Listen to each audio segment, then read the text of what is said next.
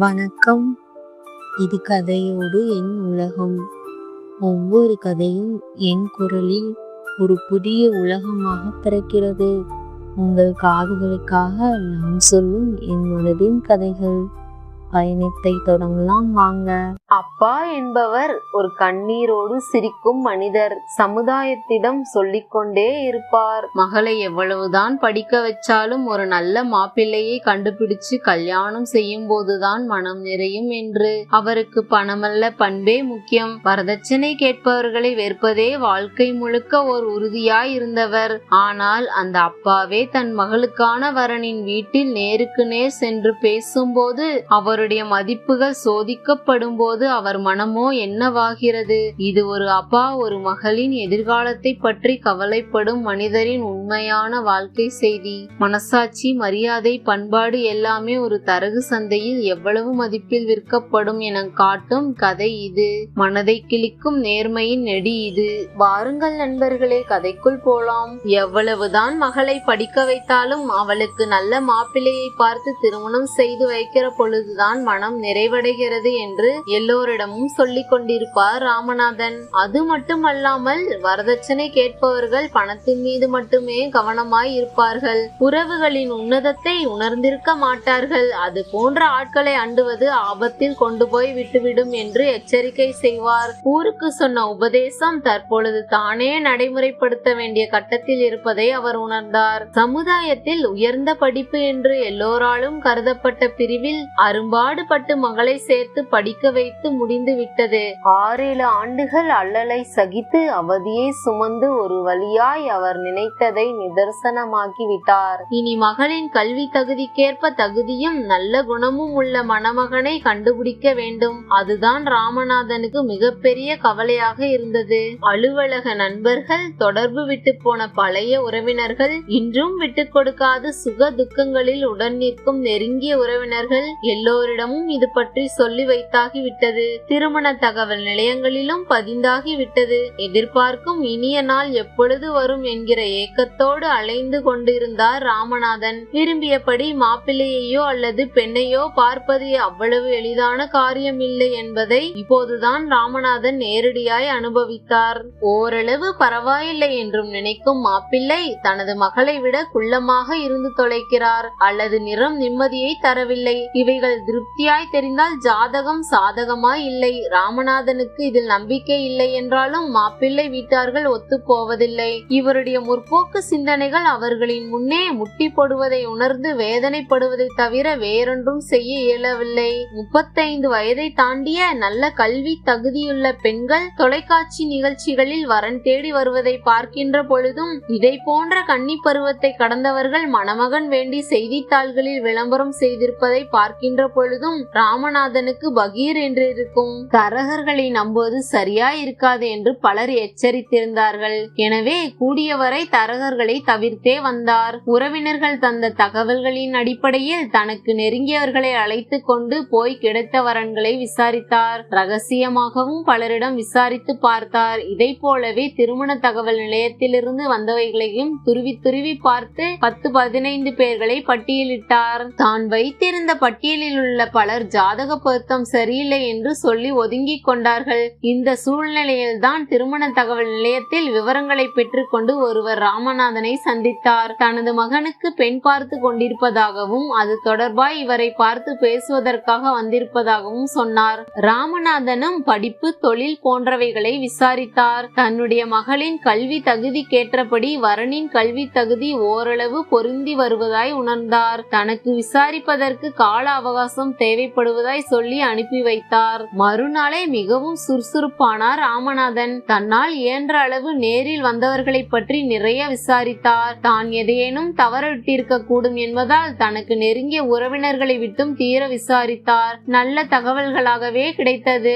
அண்ணன் தம்பிகளையும் மனைவி மற்றும் மச்சான் போன்றவர்களையும் அழைத்து ஆழ்ந்து ஆலோசனை செய்ததுடன் தன்னுடைய மகளையும் அழைத்து விவரங்களை சொல்லி விருப்பத்தை தெரிவித்துக் கொண்ட பின்னர் ஒப்புதல் கொடுக்க தயாரானார். மாப்பிள்ளை வீட்டாரின் மனநிலை அறியாமல் தான் பாட்டுக்கும் எதேனும் சொல்லிவிட்டால் தப்பாக முடிந்து விடுமே. யாரையேனும் அனுப்பி அதனையும் தெரிந்து கொள்ள வேண்டும். தனக்கு தெரிந்த ஒருவரை இதற்காக தேர்வு செய்தார். மாப்பிள்ளை வீட்டாருக்கு பெண் வீட்டாரிடமிருந்து ஏதேனும் எதிர்பார்ப்புகள் இருக்கிறதா என்பதை அறிந்து வர அனுப்பி வைத்தார். 2 நாட்களுக்கு பின்னர் அனுப்பி வைத்த ஆள் தகவல் தந்தார். தான் சென்று மாப்பிள்ளையின் தகப்பனாரை சந்தித்ததாகவும் ராமநாதன் சொன்னபடி அவர்களை கலந்து கொண்டதாகவும் அதற்கு அவர்கள் அவங்க பொண்ணுக்கு அவங்க விருப்பப்படி செய்யறத செய்யட்டும் என்று சொல்லிவிட்டதாகவும் சொன்னார். ராமநாதனுக்கு எல்லையில்லா மகிழ்ச்சி ஏற்பட்டது. எதற்கும் தானே நேரடியாக ஒரு வார்த்தை கேட்டுவிடலாம் என்று முடிவு செய்து கொண்டார். 2 மணி நேர பஸ் பயணம் முழுவதும் தான் நினைத்து கொண்டு வரும் காரியத்தை எப்படி துவங்குவது, எப்படி பேச்சை கொண்டு செல்வது என மனதுக்குள் ஒத்திகை நடத்தி கொண்டே சென்றார். காலை 8 மணி அளவிற்கு மாப்பிள்ளை வீடு சென்றடைந்தார் ராமநாதன். அழைப்பு மணியை கேட்டு மாப்பிள்ளையின் அப்பா கதவை திறந்தார். வாங்க வாங்க, வணக்கம். நான் உங்க ஊருக்கு வரணும்னு இப்பதான் நினைச்சுக்கிட்டு இருந்தேன். நீங்களே வந்துட்டீங்க. உங்களுக்கு ஆயுசு 100ங்க. மாப்பிள்ளையின் அப்பா மகிழ்ச்சியோடு வரவேற்றார். உள்ளே இருந்து வந்த அவருடைய மனைவியும் தன் அனைத்து பற்களும் அப்படியே வெளியில் தெரிய நலம் விசாரித்தார். அந்த அம்மாவின் செயல்பாட்டில் நிறைய செயற்கை தன்மை கலந்திருப்பதை போன்று ராமநாதனுக்கு தோன்றியது. ராமநாதன் உள்ளே சென்றார். காஃபி தந்தார்கள். வழக்கமான குசல விசாரிப்புக்கு பின்னர் தான் வந்த காரியம் பற்றி ராமநாதன் ஆரம்பித்தார். எங்க ஊருக்கு வர நினைச்சதாக சொன்னீங்களே, என்ன விஷயமான்னு சொல்லுங்க. ஜாதக பொருத்தம் நல்லா இருக்கு. நீங்க இதையெல்லாம் பார்க்கறதில்லைன்னு கேள்விப்பட்டேன். இருந்தாலும் எங்க மன திருப்திக்காக பாத்துக்கிட்டோம். மற்றதையெல்லாம் பேசிக்கிட்டா பரவாயில்லையேன்னு நினைச்சேன். அதுக்காகத்தான் நானும் வந்திருக்கேன். நல்லதா போச்சு என்றார் ராமநாதன். முறைப்படி பொண்ணு வீட்டுக்காரங்க மாப்பிள்ளை வீட்டையும் மாப்பிள்ளை தரப்பினர் பொண்ணு வீட்டையும் சொந்தஞ்சோலியோட வந்து பாத்துக்கிடணும் இல்லையா? அதை முடிவு பண்ணிக்கிடணும் தான் யோசனை பண்ணிக்கிட்டு இருந்தேன். அதுவெல்லாம் சரிதான். ஆனா அதுக்கு முன்னாடி சில விஷயங்களை பேச வேண்டி இருக்குது. என்னன்னு சொல்லுங்க, பேசிக்கிடுவோம். முன்னாடியே சீர்சனத்தை பத்தி பேசிக்கிட்டா நல்லதுன்னு எனக்கு தோணுது. அதையெல்லாம் நீங்க அனுப்பி இருந்த ஆளுகிட்ட சொல்லி இருந்தேனே, அவர் வந்து சொன்னார். இருந்தாலும் நேரடியா கலந்துகிடுறது நல்லதுன்னு பட்டதுனால வந்திருக்கேன். நீங்க உங்க பொண்ணுக்கு செய்யறத செய்யுங்க. பின்னர் வழக்கப்படி செய்ய வேண்டிய காரியங்களை பற்றி பேசிவிட்டு ராமநாதன் கிளம்பினார். மாப்பிள்ளை வீட்டார் பெண் வீடு பார்த்தாகி விட்டது. இனி ராமநாதன் தன் உறவினர்களோடு மாப்பிள்ளை வீடு பார்த்தாக வேண்டும். மிக முக்கியமான உறவினர்களை அழைத்து கொண்டு மாப்பிள்ளை வீடு வந்தடைந்தார். மாப்பிள்ளை வீட்டில் சிற்றுண்டி உணவு முடித்த பின் சற்று நேரம் பேசிக் கொண்டிருந்தார்கள். அப்பொழுது மாப்பிள்ளை வீட்டாரின் உறவினர்களில் ஒருவர் ராமநாதனை தனியே அழைத்தார். மாப்பிள்ளை வீட்டார் என்னென்ன சீர் செய்வீங்க என்கிறதை உறவினர்கள் மத்தியில் வெளியிட விரும்புறாங்க. இது இப்ப சொல்லிடுங்க என்றார். அதை பத்தி பேச வேண்டியதில்லைங்க, முன்னமே நாங்க பேசி வச்சிருக்கோம். ராமநாதன் சொன்னார். நீங்க தனியா 1000 பேசிக்கிட்டு இருக்கலாம். ஆனா இந்த சமயத்துல தெளிவுபடுத்திக்கிறது நல்லதுன்னு எல்லாரும் விரும்புறாங்க. நீங்க கேட்கிற இந்த விஷயம் மாப்பிள்ளையோட அப்பாவுக்கு தெரியுமா? ராமநாதன் கேட்டார். இது எப்பேற்பட்ட விஷயம்? இதையெல்லாம் எதேச்சையா நாங்களே கேட்ட முடியுமா? எல்லாருக்கும் இதிலே ஒப்புதல் இல்லாமல் இல்லை என்பதை மனசுல வச்சுக்கிடுங்க. ராமநாதனுக்கு வியப்பாகவும் இருந்தது, குழப்பமாகவும் இருந்தது. நேருக்கு நேர் கேட்ட பொழுது மிகவும் பெருந்தன்மையாய் பேசிய மாப்பிள்ளையின் அப்பாவா இதற்கு சம்மதித்திருப்பார்? ஒரு சமயம் இப்படி சொல்வது அவர்கள் ஊர் பழக்கமா இருக்குமோ?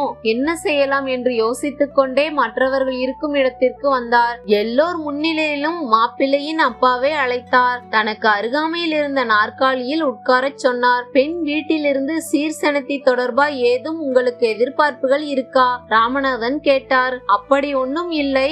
ஆனா நீங்க என்ன செய்ய விரும்புகிறீர்களோ அதை உறவினர்கள் மத்தியில் சொன்னா பெருமையா இருக்கும் என்றார். திடீரென்று இதை போன்ற நிலைமை வரும் என்பதை ராமநாதன் எதிர்பார்க்கவில்லை. தற்சமயம் என்ன சொல்வதென்றே தெளிவும் அவருக்கு அப்பொழுது இல்லை. சொன்னபடி குறைவில்லாம செய்தாக வேண்டும். நிலைமையை சமாளித்தாக வேண்டும். சற்று நேரம் யோசித்தார். மனதுக்குள் சில கணக்குகள் போட்டு பார்த்த பின் 40 பவுன் நகையும் ஒரு மோட்டார் சைக்கிளும் வாங்கி கொடுத்திடுறேன். மற்றதெல்லாம் உலக வழக்கப்படி செஞ்சிடலாம் என்று சொன்னார். அங்கிருந்த மாப்பிள்ளையின் உறவினர்களுள் ஒருவர் மெதுவாக ஆரம்பித்தார். 40 பவுன் என்கிறது ரொம்ப கொஞ்சம். 100 பவுனா செஞ்சிடுங்க. இந்த காலத்துல மோட்டார் சைக்கிள் எங்களுடைய மாப்பிள்ளை தகுதிக்கு மிகவும் சொற்பம். அதனாலே கார் ஒண்ணு வாங்கி கொடுத்திடுங்க என்றார். அதிர்ந்து போனார் ராமநாதன். மாப்பிள்ளையின் அப்பாவை பார்த்தார். அவர் எதுவும் நடக்காதது போல் அமர்ந்திருந்தார். கொண்டார். அந்த அளவுக்கு செய்ய ராமநாதனின் பொருளாதாரம் இடம் தர வாய்ப்பில்லை. நன்றாக சம்பாதிக்கும் அளவிற்கு அவரது மகளுக்கு தகுதி இருப்பதை இவர்கள் கவனத்தில் கொண்டதாய் தெரியவில்லை.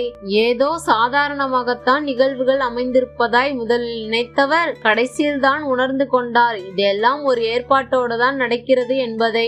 ஏதாவது சொல்லி நிலைமையை சமாளித்தாக வேண்டுமே.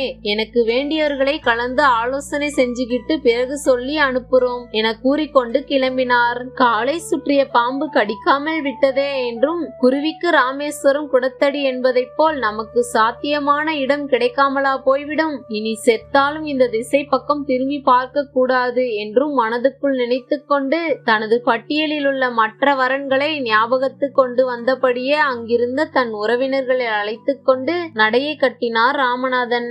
அன்று நடந்தவைகளுக்கு பிறகு ராமநாதன் மனதிலேயே ஒரு முடிவுக்கு வந்தார். என்னோட மகளுக்கு தகுந்த வரன் கிடைக்கும், ஆனால் இது மாதிரி மதிப்பில்லாத சந்தைகளில் இல்லை. அவளை ஒரு பொருளாக பார்க்கிற இடத்தில் இல்லை, அவளை ஒரு மனிதனாக மதிக்கிற இடத்தில்தான். அவர் நடந்து போன வழி கணக்க இருந்தாலும் அந்த நடையின் ஒவ்வொரு அடிக்குள்ளும் ஒரு சத்தமில்லாத உண்மை இருந்தது. ஒரு அப்பாவின் ஆன்மா முழுக்க நிரம்பிய நம்பிக்கை, தன் மகள் மீது, தன் மரியாதை மீது, மாற்றமில்லாத அன்பின் மீது. இன்று ஒவ்வொரு வீட்டிலும் நாமும் ஒரு ராமநாதனாக இருக்கலாம். வீணான வசதிகளுக்காக ஒரு பெண்ணின் கல்வியும் குணமும் கனவுகளும் இலையோட விட்டு விடக்கூடாது. இது ஒரு கட்டாய கல்யாணம் அல்ல, இது ஒரு சிந்திக்க வைக்கும் காதல் கதை, ஒரு அப்பாவின் மகளின் வாழ்க்கை விற்காத போராட்டம். இந்த கதையை ரசித்திருந்தீர்களா? அடுத்த வாரம் இன்னொரு உலகத்தில் சந்திப்போம். இதுவரை சப்ஸ்கிரைப் செய்யவில்லை என்றால் இப்போது செய்யுங்கள். இது கதையோடு என் உலகம். தங்கள் குரல் தோழி கதைகளோடு.